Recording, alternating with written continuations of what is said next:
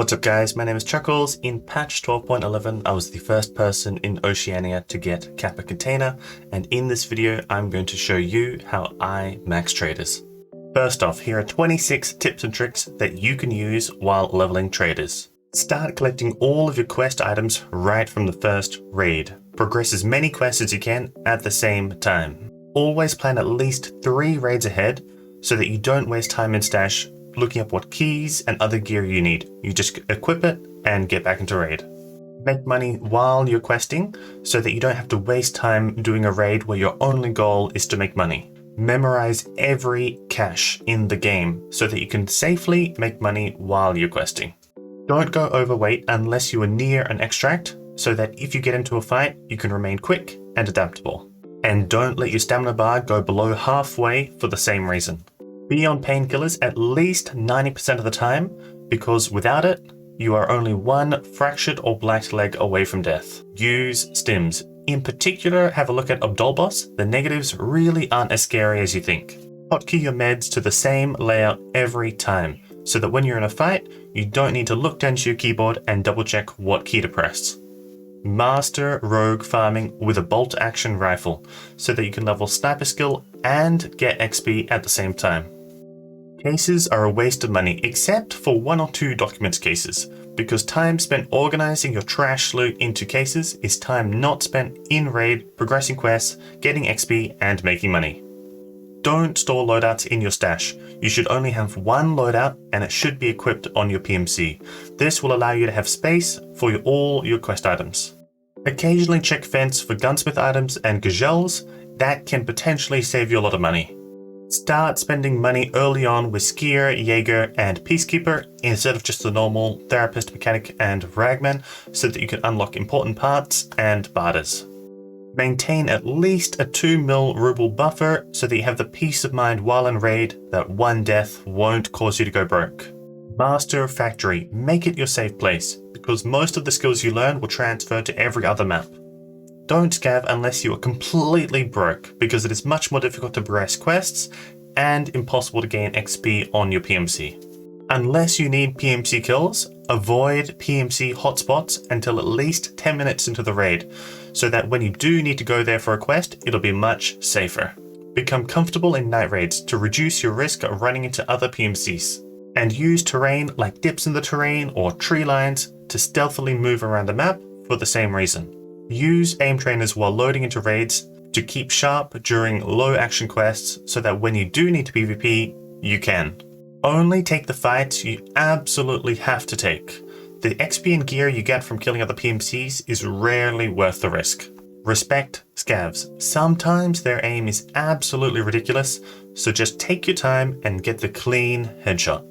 Pick 1 general purpose gun and always use it, unless you're forced to use another gun for a quest, so that you can more easily understand its strengths and weaknesses and adapt your playstyle accordingly. And finally, Jaeger dailies and weeklies are far more important than ones for other traders, because Jaeger rep is usually the most time consuming to gain. Now I'm going to go into some more detail about how I efficiently max traders, and then I'll finish off with some advice for people who are going for Kappa or more casual players who want to set up some semi-passive income. Now, while I'm leveling from level 1 to 42, I have a bunch of different resources which I use to make sure my run is as optimal as possible. So I'll run you through them now, and these will all be in the description. So feel free to just make a copy and edit as you wish. First up, I have all the quests organized by PMC level and map. What I do is I make a copy and delete the quests as I go.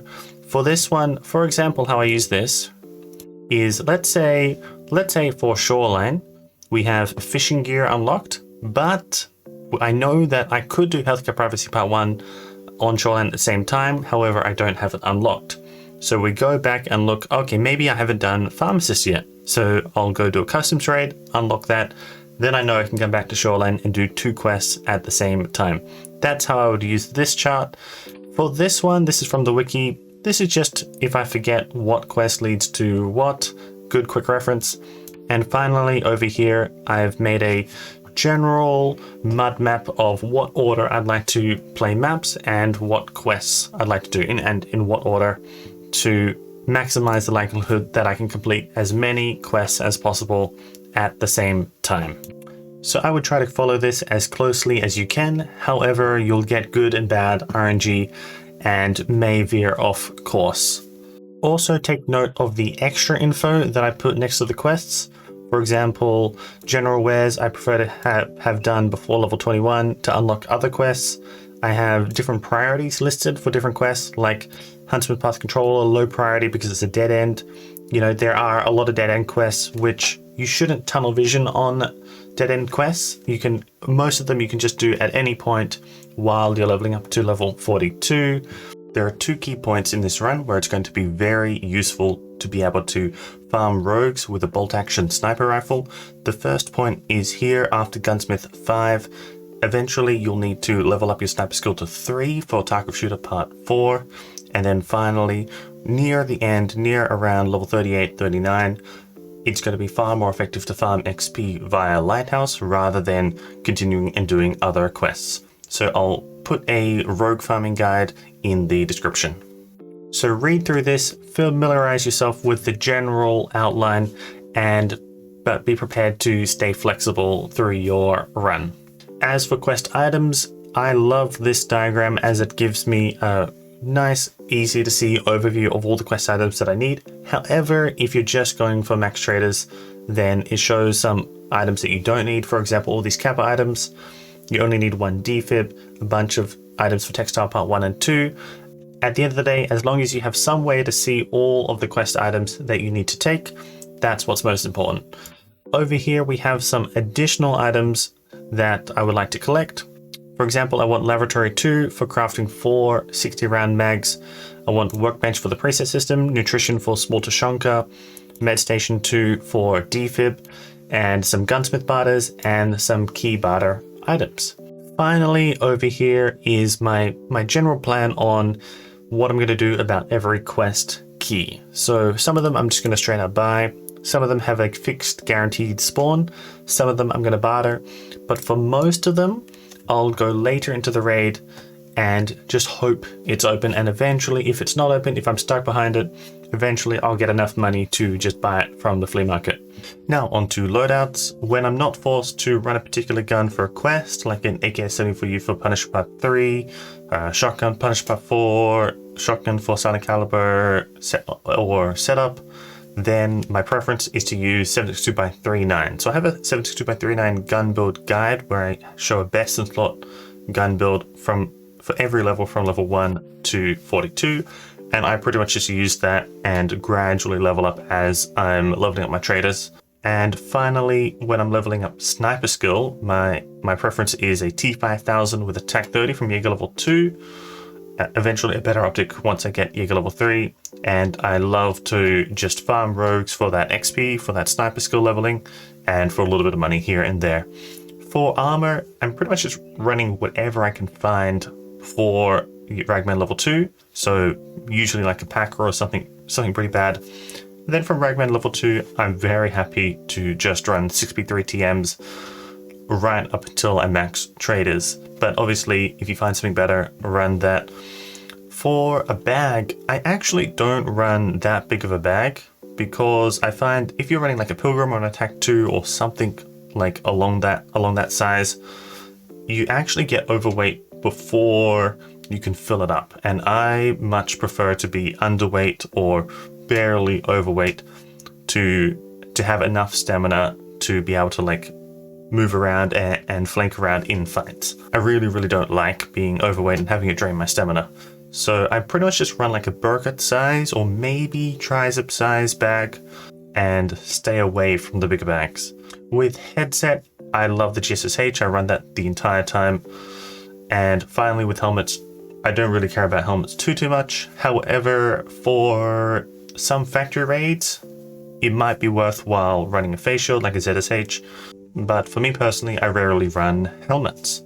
Now, onto caches. I highly recommend memorizing every cache in the game. Basically, I use caches to make a little bit of money while I'm questing. It's very important to make money while you're questing so that you don't have to waste time doing raids where your only goal is to make money. So learn all the caches, and how you want to do this is when you go into raid, say you need to go to dorms for a quest, go to dorms, don't loot any caches along the way, get your quest item, and on the way out, then hit caches, because you want to be underweight without being yellow weight for as much of the raid as possible. Now, dailies and weeklies are going to be very valuable to complete, so do as much of them as you can, but don't let them detract away from your main quest runs. For example, let's say your first weekly is survive labs 10 times, if that's even possible. Don't bother doing that, just focus on your quests and get those quests done, keep progressing. Now on to hideout upgrades. We did talk about this a little bit before, but for just maxing traders, what I like to do is upgrade Laboratory 2 for 4 60 round AK mags, 3 for ice cream cones, 1 for gunsmith, and also Blackrot Craft, Corrugated Hose, and Pilgrim if you do get unlucky with those. I love having the workbench for my preset system to help me kit up way faster. Nutrition 1, just in case you get unlucky with small Tushonkas for general wares, and Med Station 2 for a defib craft, as well as 2 CMS, but you should be able to find 2 CMS for Jaeger. Now, stash management. On a standard account in particular, you don't have too much space. So what I like to do is only keep the items I need for my quests, for my hideout, and for any barters, like the gunsmith barters or key barters, anything like that. Everything else is straight to vendor. So all I'm doing is I'm buying one gun at a time, only storing the mags for that gun, only storing the ammo for that gun. My preference before Flea is VPO 136 with PS ammo, and I'm just buying one armor, one rig, one bag, one handset at a time, and using them until I die with them, then buying another loadout. If you're really desperate and you can't figure out what to sell, then pick up a lucky scav junk box from Therapist for 1.1 mil at the moment. Using the right stims will help you a lot. My main stim that I use is Obdolbus. It does have a lot of negatives. However, the only negative you really need to worry about is the 25% chance to take 20% extra damage on everywhere except for your head. When I get that negative, I just play very safely. Another stim is Maldonan. If it's under like 40 to 50k, then I'll run it and I'm popping these both at the start of the raid, and it will last pretty much your entire raid. For emergency heals, I like a Propadol, or if I can afford it, an ETG.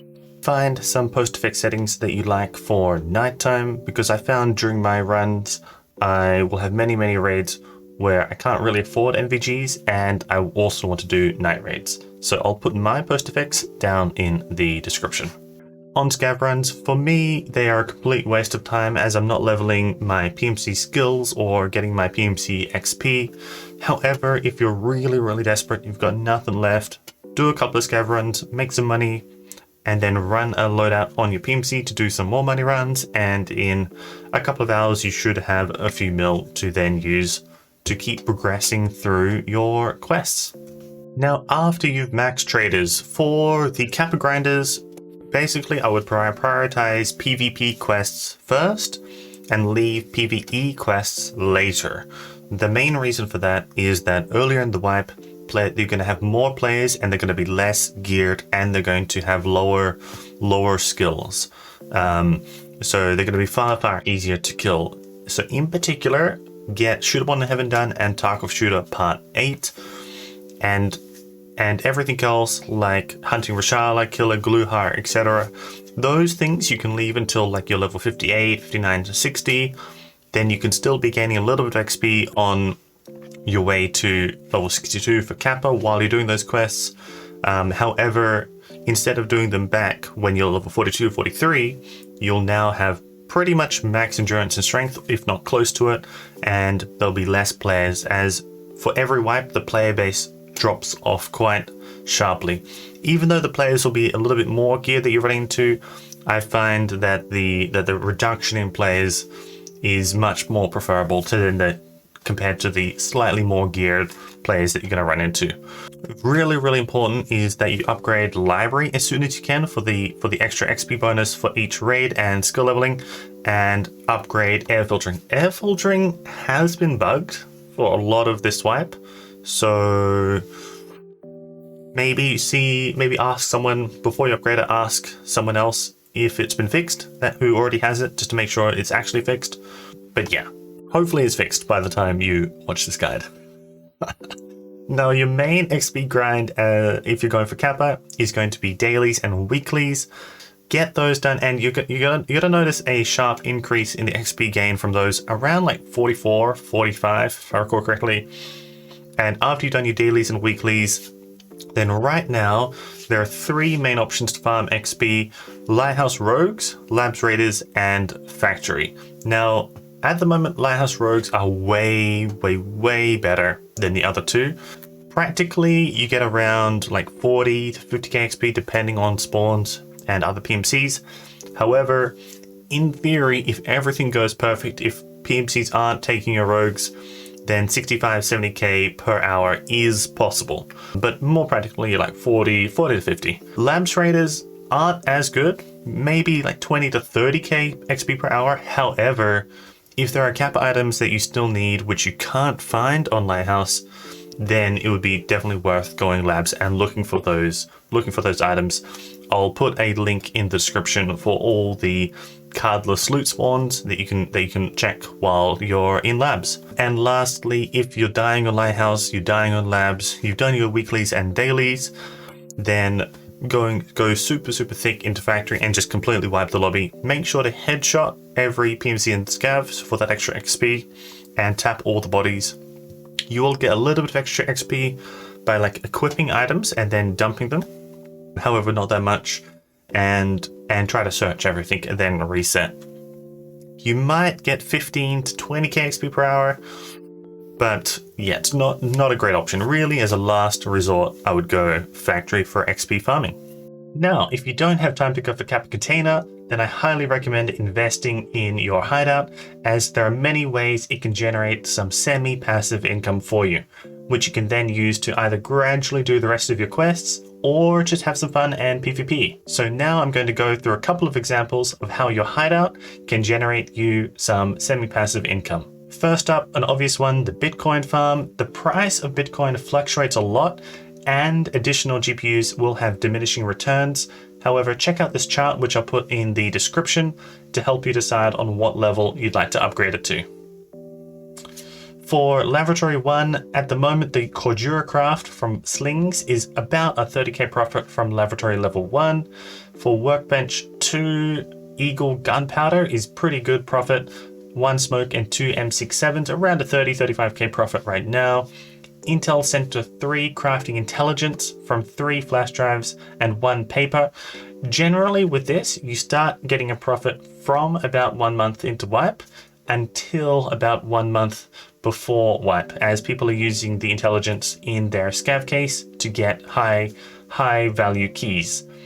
Next up, scav case itself. I generally don't make money from this. However, if you have a bit of extra money and feel like gambling, then go for it. Solar power will help with your ongoing fuel costs. However, it takes a very long time to get a return on that investment. Usually moonshine and water collector will give you a small profit throughout the wipe, especially if you stock up on water filters early on.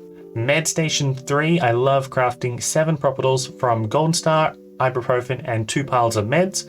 How you want to do this is save your 1 charge Golden Stars and ibuprofens, then craft the 7 propitals. Don't go using a 10 charge and 12 charge ibuprofen to craft your propitals, otherwise you'll be losing money. For Nutrition 3, purified water into 8 bottles of water is a very small profit, so it's probably not worth the time. However, the prices may fluctuate throughout the wipe. And lastly, if I forgot anything, or if I want to add any extra detail, I'll make another short video and put it in the description. But hopefully you found something useful, and you can get through your quest to max traders really fast. Let me know if there's anything I missed, or if you'd like more detail on anything, and we'll make a follow-up video. Yeah.